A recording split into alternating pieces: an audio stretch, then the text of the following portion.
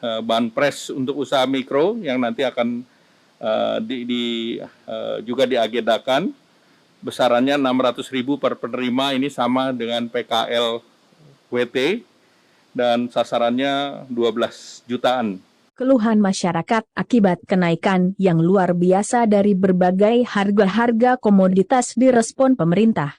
Melalui siaran pers di Istana Kepresidenan Selasa tanggal 5 April 2022, siang, Menteri Koordinator Bidang Perekonomian Republik Indonesia Erlangga Hartanto mengatakan, pemerintah di bulan Ramadan ini akan menyalurkan subsidi langsung berupa kartu sembako, PKH, bantuan minyak goreng yang besarnya 300.000 per 3 bulan, BLT Dana Desa, subsidi upah bagi pekerja bergaji di bawah 3,5 juta untuk sasaran 8,8 juta orang.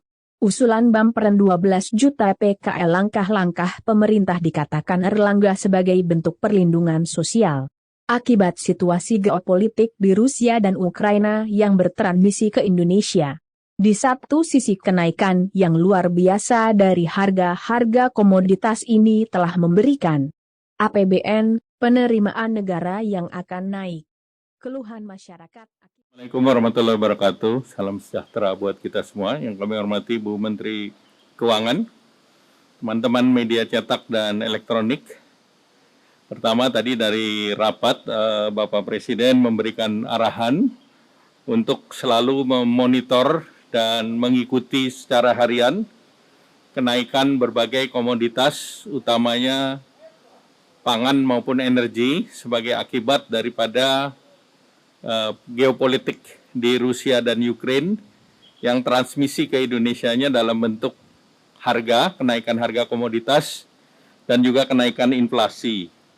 Kita ketahui berbagai komoditas, apakah itu gas alam naik, batu bara pun di harga 258, Brent juga sudah di atas 100, CPO di 1.500, dan gandum di 1.000.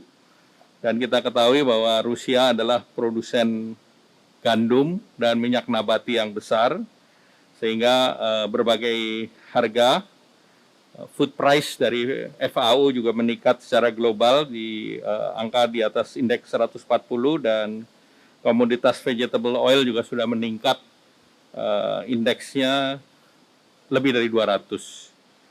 Nah, oleh karena itu Indonesia ada dua akibat.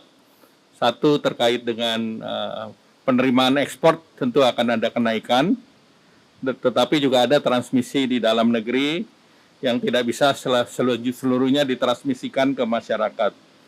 Oleh karena itu tadi arahan Bapak Presiden bahwa perlindungan sosial perlu terus dipertebal.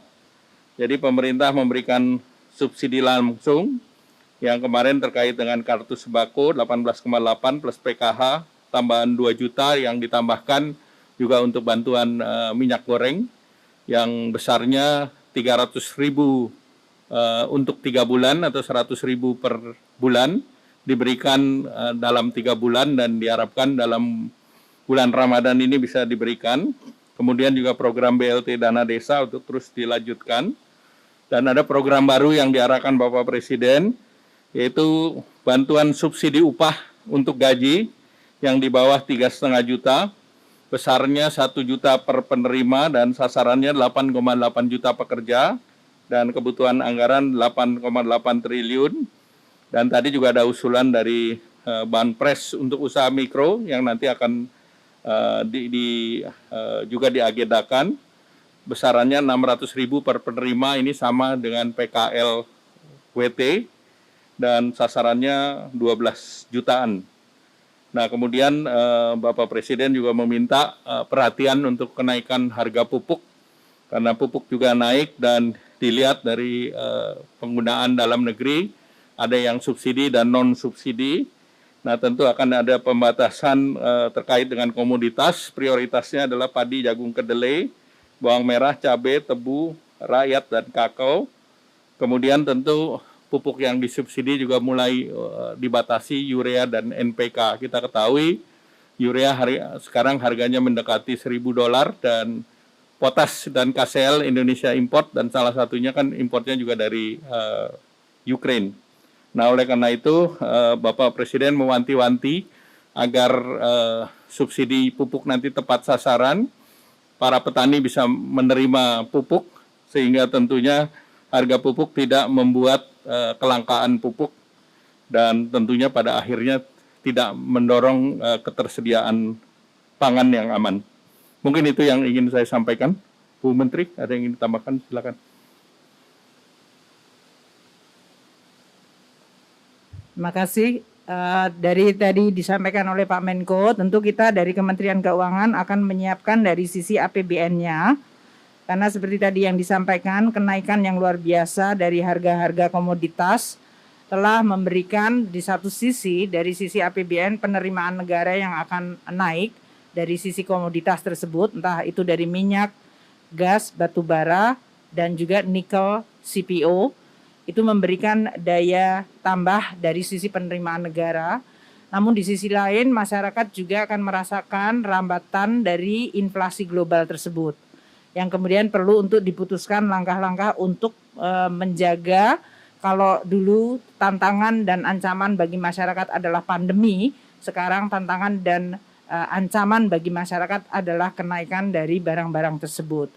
Nah, dari sisi APBN kita akan terus merumuskan langkah-langkah bagaimana tambahan kenaikan penerimaan ini bisa dialokasikan secara tepat. Tadi Bapak Presiden telah menginstruksikan seperti yang disampaikan Pak Menko, untuk kita melihat secara detail harga-harga pangan dan harga-harga energi dan pilihan-pilihan kebijakan yang bisa kita ambil untuk bisa di satu sisi menjaga daya beli masyarakat, menjaga momentum ekonomi, tapi juga menjaga APBN. Ini 3 hal yang sangat penting untuk terus dilakukan.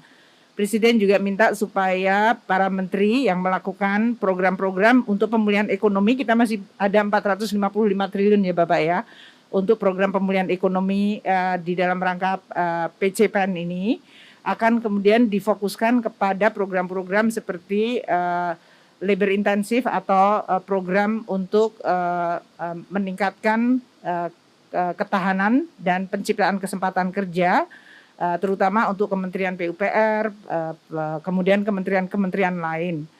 Juga tadi disampaikan untuk mulai terus ditingkatkan langkah-langkah koordinasi untuk bidang ketahanan pangan. Seperti bagaimana kita pembukaan lahan, irigasi, dan ketersediaan pupuk serta bibit untuk barang-barang yang sebetulnya bisa tumbuh di Indonesia. Semua negara di dunia sekarang sedang menghadapi situasi yang tidak mudah.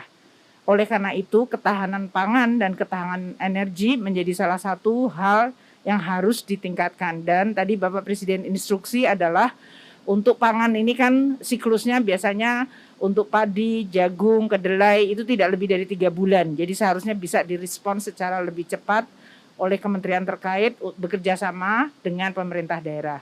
Mungkin itu dari sisi APBN kita akan dukung untuk langkah-langkah mengamankan masyarakat kita, terutama yang tadi merasakan tekanan akibat dampak global yang memang dirasakan seluruh dunia. Dan di sisi lain adalah menggunakan APBN secara tepat, sehingga betul-betul bisa tadi menjaga keselamatan rakyat, menjaga keselamatan ekonomi, dan menjaga kesehatan dari APBN. Terima kasih.